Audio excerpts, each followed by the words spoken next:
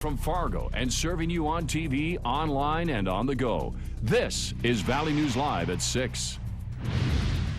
A downtown Sioux Falls, South Dakota sky cam shows snowy rooftops and a grayish look at snow falling. That area could wind up with 10 or more inches of snow over the next couple of days, and wind gusts up to 25 miles an hour. Closer to home, we want to show you a stretch of Highway 10 around Lake Park Audubon less than an hour ago. Snow starting to accumulate there. Traffic, however, doesn't seem to be hampered. Good evening, and thanks for joining us on this snowy evening. The first significant snowfall of the season is moving in, and there are questions surrounding how much and where. And we'll get the answers from Hutch in just a few seconds, but let's go to Valley News Team's Ashley Bishop, who's been in the area of the South Dakota border and I-29 for most of the day since the snow first started falling. Ashley?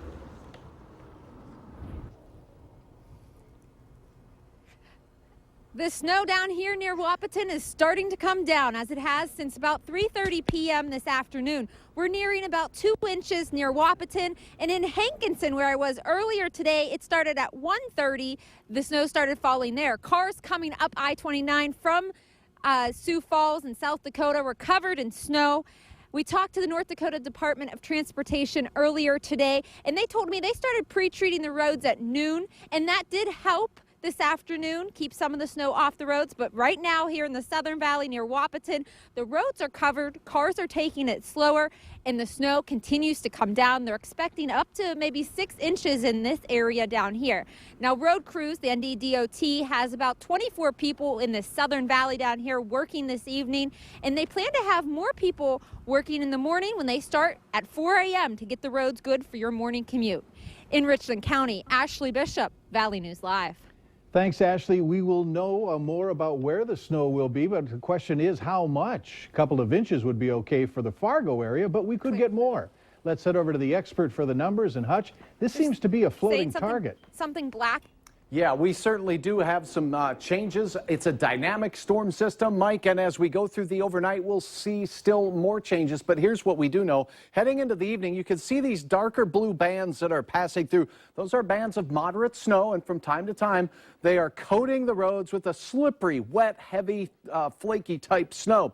It's a kind of snow that makes good snowballs out there. This storm system is very large, impacting much of the northern plains. Some of the heaviest snow moving in on the Twin Cities and along the I-94 corridor through central Minnesota. South Dakota seeing some significant snow moving through. And I want to point out that there's this little notch from Sisseton down into southern Minnesota that's dry. That's called a dry slot. That's going to push in and cut the snow off where Ashley is here momentarily.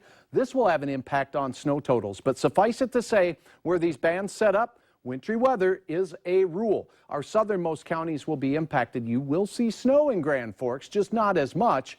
Here's a look at the snow totals we are expecting. 2 to 5 inches from Grand Forks to Fargo. 3 to 7 in the northern portions of South Dakota. Isolated spots could see 9 or more inches of snow. I'll have hour-by-hour details on how much shovel trouble you can expect, Mike, as we head through the overnight is when much of it will fall. Details in a few moments. There's going to be some. Thanks, Hutch. You can stay up to date on the weather conditions as they unfold on your smartphone or tablet. Just download the Storm Team weather app to get the latest weather conditions and follow the radar live. Just search VNL Weather in the App Store. And for updates on any school delays or closings, head to valleynewslive.com.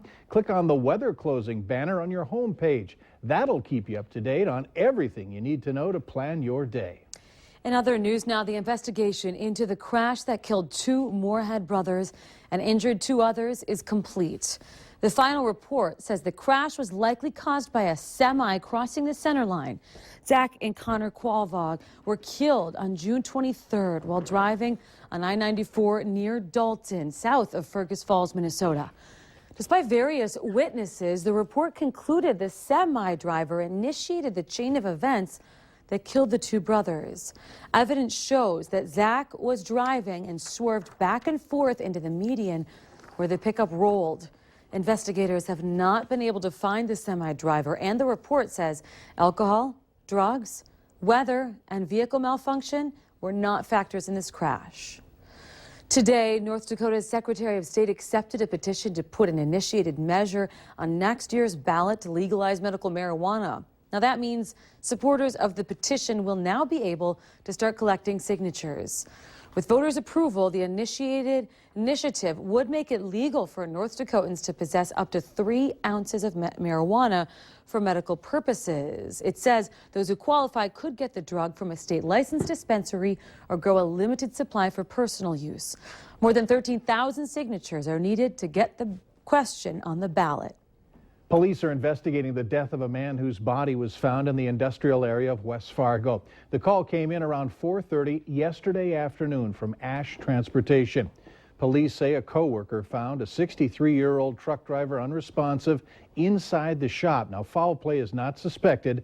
They think he may have died of natural causes. Police are notifying family before releasing his name. Fargo police say 5 homes were broken into over the weekend. One of them belonging to a police officer. Police say electronics, jewelry, cash, firearms, and 2 vehicles were taken, and the officer's credentials were also stolen. Police say the burglaries happened north of 19th Avenue between North University Drive and Elm Street. They believe the break-ins are connected, all because of the time and the location that they happened.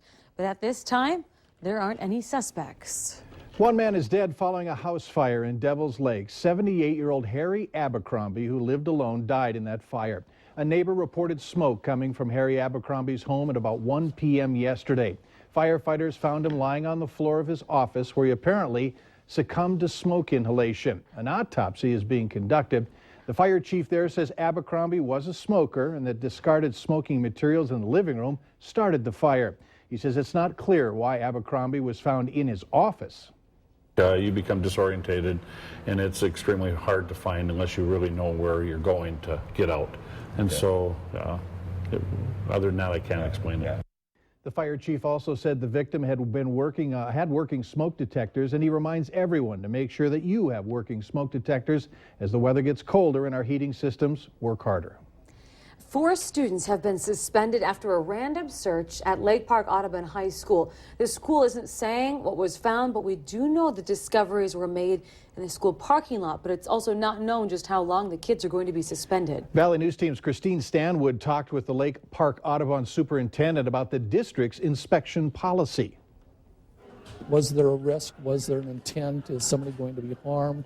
How did we have to try to determine how the things got there. These are all questions raised when the Lake Park Audubon High School is conducting a random search. The district conducts 5 a year, one at the high school last Monday. There were 4 students that had things within their vehicles that the dog hit on, so they're all brought into the building and then they're processed. In the wake of the suspensions, some board members are questioning whether the punishment was too harsh. I've been asked a question a lot of times about, well, were these serious offenses? And here at LPA, we think that any offenses is serious. LPA chooses to use an outside agency called InterQuest to conduct the searches. InterQuest says its dogs are able to detect substances that police dogs can't. Our dogs are trained to find all of the illegal drugs. They're trained to find drinking alcohol. They're trained to find gunpowder, black powder, and flash powder. And then they're also trained to find medications that are abused. A source tells us that a canine detected a shell casing in a student's car, but says it didn't belong to the student. Our policy states that the vehicle that's been driven to the school by the student, and whether it belongs to a parent or the student, in many instances it's hard to ascertain who the items belong to. That same source says there's frustration and confusion over misinformation surrounding the search policy. I don't know that we're taking away their rights. They have a right to a public education, but we have a responsibility as administrators and as a school board to ensure that the people that are here are safe. In Lake Park, Christine Stanwood, Valley News Live. We'll continue to follow this story. The matter will be discussed at an upcoming Policy Personnel Committee meeting. The infamous Swastika House in North Fargo is gone. The house has been a subject of a lengthy dispute between its owner and the city of Fargo. The vacant house at 1411 First Avenue North has been branded an eyesore and the subject of complaints from neighbors. The city says it was a fire hazard and told its owner Gary Reinhardt to tear it down. In fact, they told Reinhardt to tear it down or they'd do it for him. Reinhardt finally got after the project himself after the city began the process of hiring someone to do that. And today, crews are cleaning up what's left and moving some dirt around the lot.